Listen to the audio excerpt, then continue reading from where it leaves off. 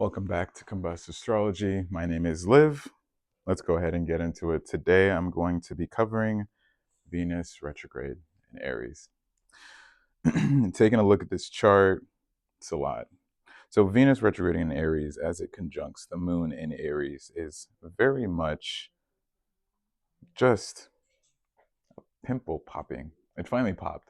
I think you plant a seed and you're on the ground planting the seed from the new moon in Pisces, and you're about to get up and then you like kind of and it's like, whoa, maybe I should start doing yoga. Maybe I'm getting to a point where I should start doing this or this. Immediate, very immediate. You have Chiron, Venus, and the moon a bit of ways from each other, while at the same time you are contemplating how you feel because you're wanting this thing to work so much, the moon having just left Pisces with that new moon.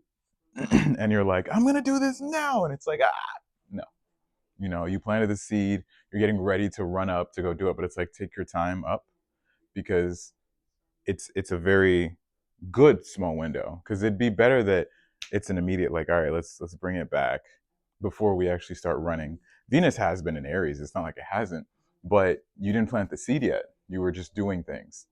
You made the initiation maybe during uh, midway through February, and you thought to yourself, this is the way that I want to do things moving forward, and I've got the game plan and I'm starting to do the actionable steps. But it's like, wouldn't you want, if you were to go into a career, like everything is an experience that you go through life, but what if you could go back and be like, before I actually go and sign up for that med school track for like 10 years, why not 3 months in, you're like, I actually don't want to do this, instead of going 6 years in and you're like, I need to change now. There's nothing wrong with what you've learned because you can translate it to something else, but if you could do that, wouldn't that be cool? That's how I'm taking in this Venus retrograde. There are a lot of things that we kind of started off on, and it's like, let's pull back and just think about it a little bit. Um, Wherever you have Aries in your chart is where you want to look and see. If you're like a Libra rising, for instance, a lot of this stuff is going to be going on in tangents to the connections you made with other people long term, because it's seventh house, right? That's where Aries would be, contracts for long term relationships, yada, yada, yada. But is this actually feasible? Is this something I really want to do for the long term? That's like the constant thing.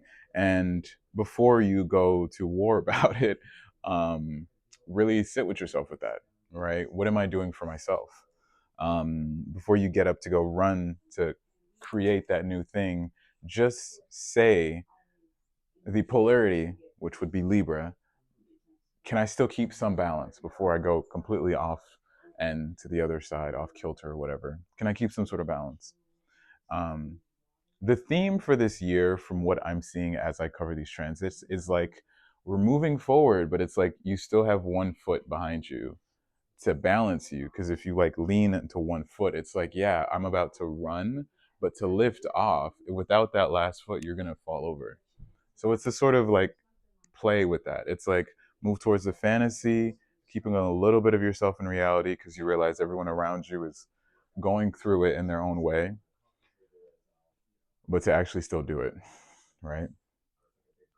I want to say that's really it. We're just getting into the Venus RX. So, however it displays itself, at least you'll know moving forward for the rest of the year until it ends later on in the year how this lesson is showing you and how you can pull back and learn from this lesson as it goes back direct and pulls back again, as it moves into Pisces, right? Maybe a little bit more of a revision of what it is that you wanted, and just a constant, you know, push and pull.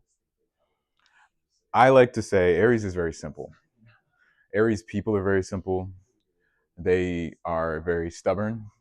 They will go for the thing, and doesn't matter what you tell them. It's Mars.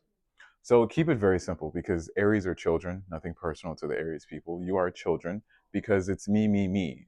You just came out the womb, and the first thing you do is cry. When an Aries doesn't get what they want, they throw a fit, and they throw a fit very quickly, but they also get over it really quickly as well. And so that's where I say it's very simple. You'll know what you don't want. You know what you don't want anymore, what you don't like anymore this month. Going into April as well, it's going to be very straightforward. You don't have to overthink it.